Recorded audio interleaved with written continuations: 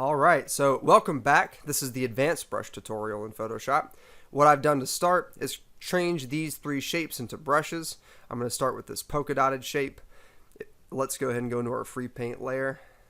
And if I use this by default, it kind of looks like some bubbles or pebbles or something that's kind of globular.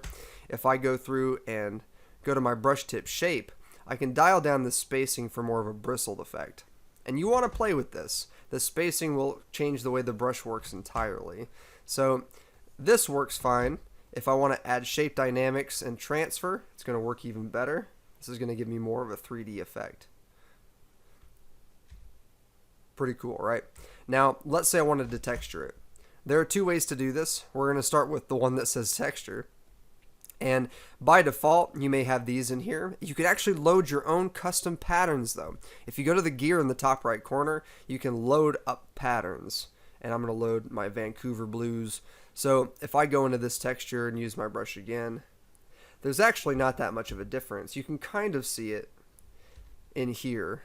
But if this is what you're getting with the texture effect, don't worry. It's just that your depth is too low. So if I dial this depth up to be much higher, watch what happens now. So let's go ahead and clear it. Far more textured. Also, you probably want to decide whether you want to texture each tip, which is what I'm doing right now, or if you want to make it just one solid texture. See that? This is better for clothes and patterns and stuff like that, wallpaper. You don't necessarily want to texture each tip if you're doing something that's supposed to be uniform. But if you're doing something that's not supposed to be uniform, like scales, feathers, stuff like that, it's actually a lot easier to texture each tip as you work. So the other way you can add texture is by using the dual brush dynamic. And this is really kind of neat because if you combine two brushes together, it gives you a much more interesting effect.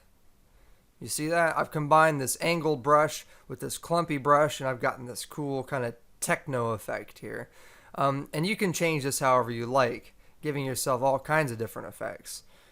Experiment with it. You can change the size and spacing just like you can do for the brush tip shape as well. And this will give you really interesting effects. The last thing I wanted to talk about today is blending modes. And you'll notice that blending modes are even apparent in the dual brush dynamic as well. You'll see this in quite a few of them actually.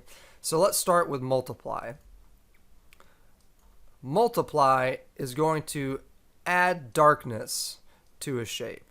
So let me just go ahead and kind of get this fully opaque first. And now that it's fully opaque, you can see what just adding it under the normal mode does. Now if we change this to multiply, it's going to darken and relieve saturation. So saturation will decline, and so will brightness. Now if I do this with screen, which is sort of the counter opposite, saturation will decline and the value will increase, so it'll be lighter.